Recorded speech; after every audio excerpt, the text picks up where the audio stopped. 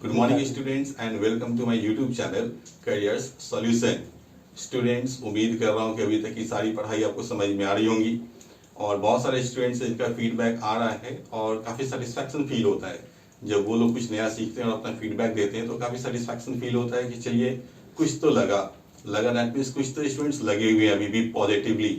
तो मैं फिर से कह रहा हूँ, आप सभी स्टूडेंट्स को कह रहा हूँ कि आप लोग भी अपने पढ़ाई पे थोड़ा फोकस्ड होइए, क्योंकि एटलीस्ट आपको एग्जाम को क्वालिफाई करना है। ठीक है, चलिए आज हम लोग कुछ नया सीखने जा रहे हैं। नया दैट मीन्स प्रीपोजिशन हम लोग पढ़ेंगे और वो फिक्स्ड प्रीपोजिशन का रूल्स है। ठीक है, पिछले प्रीपोजिशन के क्लास में मैंने जो आपको क्लास दिया था वो फिक्स्ड प्रीपोजिशन में वर्ड और उसके साथ कौन सा प्रीपोजिशन एग्रीमेंट होता है वो मैंने आपको लिस्ट दिया था, लेकिन उस पर वर्कआउट नहीं करवाया था। आज हम लोग कुछ प्रीपोजिशन पर वर्कआउट करने जा रहे हैं। ठीक है, मैं उम्मीद कर रहा हूँ कि ये जो 10 सेंटेंसेस मैं आपको आज समझाऊंगा ये आप गौर से देखेंगे और ये 10 रूल्स आप अगर समझते हैं तो एग्जाम में कहीं ना कहीं ये आपको मिलेंगे भी। और एक क्वेश्चन सॉल्व करने का मतलब 2 मार्क्स। ठीक है, मैं उम्मीद करता हूँ कि आप इसे एंड तक देखेंगे ताकि आपको बहुत कुछ समझ में भी आए। चलिए शुरू करते हैं। आज का टाइटल है हम लोग का प्रीपोजिशन फीलर बेस्ड। ठीक है, ये फीलर बेस्ड है लेकिन फिक्स्ड है। ठीक है, सबसे पहला क्वेश्चन है the poor man. Poor man कहने का लोग 2 मतलब निकालते हैं। एक तो जहां भी पुअर लिखे लोग समझते हैं गरीब है, नहीं, पुअर का मतलब गरीब तो होता ही है, पुअर का दूसरा मतलब होता है बेचारा। ठीक है, तो यहां जो लिखा है the poor man tripped dash the dog and fail downstairs, मतलब हुआ बेचारा कोई आदमी था वो ट्रिप किया। ट्रिप का मतलब होता है पैर किसी चीज पर पड़ जाना और फिसल जाना। ठीक है, लड़खड़ा जाना, फिसल जाना और गिर जाना। ठीक है, ये इसका हिंदी होता है। तो बोलते हैं बेचारा कोई आदमी था जिसका पैर, ठीक है, किसी चीज पर लड़खड़ा गया, फिसल गया और वो कुत्ते पर, डॉग लिखा गया दैट मींस कुत्ते पर उसका पैर पड़ा और वो सीढ़ियों से नीचे फिसल कर गिर पड़ा। ठीक है, तो यहाँ ध्यान क्या देना है हमें कि ट्रिप्ड लिखा, तो ट्रिप्ड के साथ फिक्स्ड प्रीपोजिशन क्या आ सकता है। यहाँ दिया एट, ऑन, ओवर और बाई, 4 प्रीपोजिशन है। तो आपको हमेशा ध्यान रखना है ट्रिप के साथ हम लोग क्या लेते हैं, ओवर, मतलब होता है पैर पड़ना किसी चीज पर और फिर फिसल कर गिर जाना। ठीक है, आप इसे याद रखेंगे, ट्रिप के साथ ओवर प्रीपोजिशन का यूज करते हैं। नेक्स्ट है there has been a dispute that's the reason of Arunachal Pradesh. ठीक है, इसमें हम कुछ और जोड़ लेते हैं विथ चाइना। हालांकि चाइना को यहाँ डिस्प्यूट के बाद होना चाहिए था, लेकिन उससे कोई मतलब नहीं है, हम एंड में ही जोड़ दिए। बोल रहा है कि एक विवाद है या एक विवाद रहा है डैश क्षेत्र में, किस क्षेत्र में, तो अरुणाचल प्रदेश के क्षेत्र में चाइना के साथ। ठीक है, तो यहाँ जो वर्ड यूज किया है डिस्प्यूट, डिस्प्यूट का मतलब होता है किसी चीज को लेकर विवाद होना। और आप गौर करेंगे तो समझ में आएगा कि विवाद किसी चीज पर ही होता है। ठीक है, किसी चीज पर होता है या किसी चीज को लेकर होता है। तो किसी चीज को लेकर मतलब वो कोई ना कोई चीज जरूर से होगा। तो जब हम किसी चीज पर विवाद करते हैं तो उसके लिए क्या यूज कर सकते हैं, या तो हम प्रीपोजिशन ऑन बोल सकते हैं या तो ओवर बोल सकते हैं। यही 2 प्रीपोजिशन हमने पढ़ा है किसी चीज पर को लेकर। ठीक है, तो गौर कीजिए कि यहाँ ऑन तो कहीं दिया नहीं, तो आंसर मेरा क्या होगा, ओवर। और ऐसे आपको याद भी रखना है कि डिस्प्यूट के साथ क्या यूज करना है, ओवर। ठीक है, कंट्रोवर्सी हो तो उसके साथ भी क्या यूज करना है, ओवर, किसी चीज पर विवाद हो जाना। ठीक है, याद रहेगा। चलिए next, one of my friends Raju. ये जो राजू है वो कोई एक दोस्त है, उसके बारे में जिक्र किया जा रहा है। One of my friends Raju is good dash English and weak dash mathematics. मतलब क्या है कि मेरे दोस्तों में से कोई एक दोस्त है राजू, वो इंग्लिश में अच्छा है और मैथ्स में कमजोर है। ठीक है, अब यहाँ देखिए आपको पेयर्ड में दिया गया प्रीपोजिशन, तो यहाँ या तो हो सकता है good in English and weak at mathematics, या तो हो सकता है गुड विथ इंग्लिश या वीक इन मैथमेटिक्स, या हो सकता है good in English, weak in English या मैथमेटिक्स। ठीक है, तो आपको ध्यान क्या रखना है कि इसमें यूज क्या करें। ऐसे अगर आप पढ़ेंगे तो आपको लगभग 2-3 ऑप्शन सही लगेंगे। ठीक है, लेकिन फिक्स्ड प्रीपोजिशन क्या होता है, गुड के साथ और वीक के साथ हमेशा एट का यूज करते हैं। ठीक है, और एट देखिए यहाँ ऑप्शन में दिया गया, तो गुड के साथ भी एट आना है और वीक लिखे तो वीक के साथ भी क्या यूज करना है, एट। तो वहां पे दोनों ही फीलर्स में एट को प्लेस करेंगे, मेरा सेंटेंस सही हो जाएगा। और ये आपको बहुत बार मिलेगा भी एग्जामिनेशन में। चलिए नेक्स्ट देखते हैं, माई grandfather has an acquaintance dash the art, culture and literature. Acquaintance का मतलब होता है परिचय होना। ठीक है, आप किसी से मिल चुके हैं, आपका परिचय हो चुका है, हालांकि आप थोड़ा थोड़ा उनसे भूल भी चुके होते हैं, ठीक है, लेकिन आपको ये नहीं याद रखना है, आपको क्या रखना है कि एक्वेंटेंस का मतलब होता है परिचित होना, परिचय होना, ठीक है। अब हमें देखना है कि एक्वेंटेंस के साथ फिक्स्ड प्रीपोजिशन हम लोग क्या यूज कर सकते हैं। तो हमेशा याद रखेंगे कि एक्वेंटेंस के साथ हमेशा विथ का यूज करते हैं, एक्वेंटेंस विथ, ठीक है। आप एक्वेंट विथ भी कहते हैं, एक्वेंट अगर कह दिए तो एक्वेंट वर्ब होता है, ये भी अपने साथ विथ ही लेगा, ठीक है। चलिए नेक्स्ट देखते हैं। Most of the Bollywood actresses behaviour of indifference, indifference मतलब उदासीन रवैया, कोई भी एक्शन किसी के खिलाफ ना लेना, एकदम सुस्त पड़े रहना, लापरवाह की तरह बने रहना, ठीक है। तो बोलते हैं most of the Bollywood actresses behaviour of indifference is a कीन डैश फीलिंग टू जेलसली, ठीक है।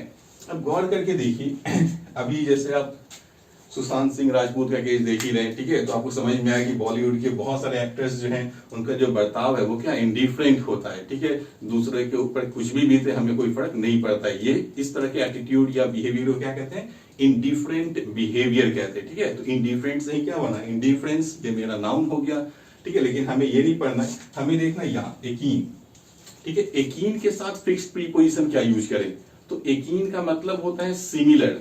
अब आप गौर करके देखिए, सिमिलर के साथ हम लोग क्या प्रीपोजिशन यूज करते हैं, हम लोग क्या बोलते हैं, सिमिलर टू, ठीक है।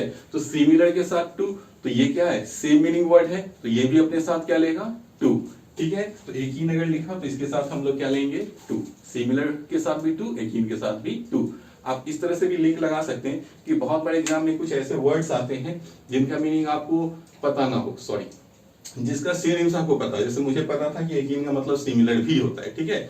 तो हम इस तरह से भी लिंक लगा सकते हैं कि सिमिलर टू लेता है तो उसी के जैसे ये वर्ड है तो इसके साथ भी टू का ही यूज करेंगे। मोस्ट ऑफ द केस में अगर आप इस तरह से हिंट लेते हैं तो वो सही होगा, वो गलत कभी नहीं होगा, ठीक है। चलिए चलते हैं नेक्स्ट क्वेश्चन पे। द ऑफिसर वाज अप्राइज्ड, अप्राइज्ड का मतलब होता है कीप इन्फॉर्म्ड, सूचना देना किसी को, ठीक है। चूंकि सेंटेंस पैसिव में है तो मतलब क्या होगा, द ऑफिसर वाज अप्राइज्ड मतलब ऑफिसर को सूचना दी गई, dash the changes in the situation, जो भी स्थिति है उसमें बदलाव की, ठीक है।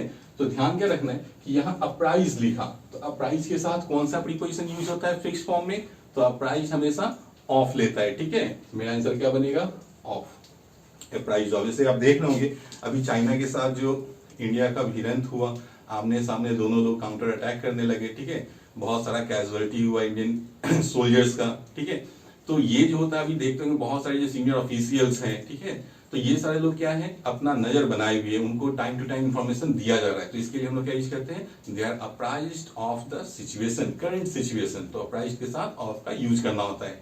चलिए next, we are all content dash whatever God has provided us, बोल रहा है हम सभी लोग संतुष्ट है, कंटेंट का मतलब संतुष्ट होना, तो what ever God has provided अस, भगवान ने जो कुछ भी हमें दिया है उसके साथ हम लोग संतुष्ट हैं, हम लोग यही कहेंगे उसके साथ, ठीक है।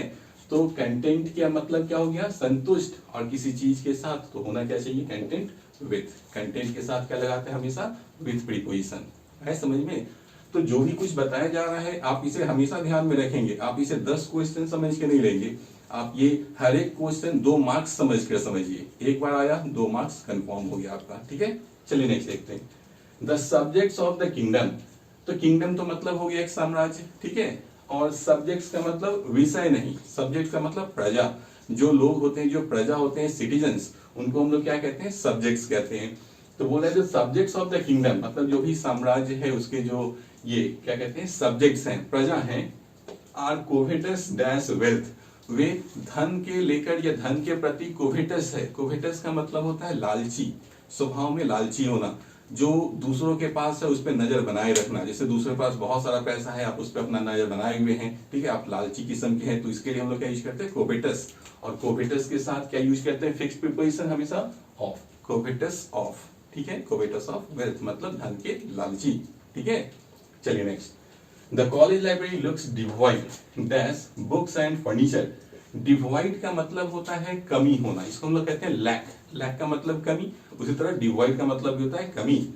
अब गौर करके देखिए, बोलता है कॉलेज लाइब्रेरी जो है वो दिखता है कि उसमें बुक और फर्नीचर की कमी है, तो आप गौर कीजिए डिवाइड को हम लोग क्या कह रहे हैं सिमिलर में, लैक, और लैक के साथ जनरली, ऑलवेज नहीं, जनरली हम लोग कौन से प्रीपोजिशन का यूज करते हैं, लैक ऑफ, तो यहाँ पे हम लोग डिवाइड के साथ क्या समझे कि डिवाइड के साथ भी क्या यूज होना चाहिए, ऑफ। देखिए ऑप्शन में कहीं दिया है, यहाँ गौर कीजिएगा कि ऑफ के साथ अक्सर एग्जाम में डबल एफ भी देता है। तो जो स्टूडेंट्स बहुत स्मार्ट होते हैं दिमाग से, जिन्होंने पढ़ा नहीं है, तो वो लोग अक्सर क्या आंसर लेंगे, ऑफ। वो सोचते यही ऑप्शन आंसर है, जबकि ये गलत होता है। ठीक है, आंसर क्या होना है, सिंगल एफ। ठीक है, चलिए next. All the children who were playing in the playground were already drenched dash sweat. ठीक है, स्वेट मतलब पसीना, ड्रेंच्ड मतलब तरबतर हो जाना। तो बोले जितने भी खिलाड़ी जो प्लेग्राउंड में पहले से ही जो प्लेग्राउंड में खेल रहे थे, वो पहले से ही पूरी तरह से पसीने से तरबतर थे, भीग चुके थे। ठीक है, तो ड्रेंच्ड के साथ हम लोग क्या यूज करते हैं,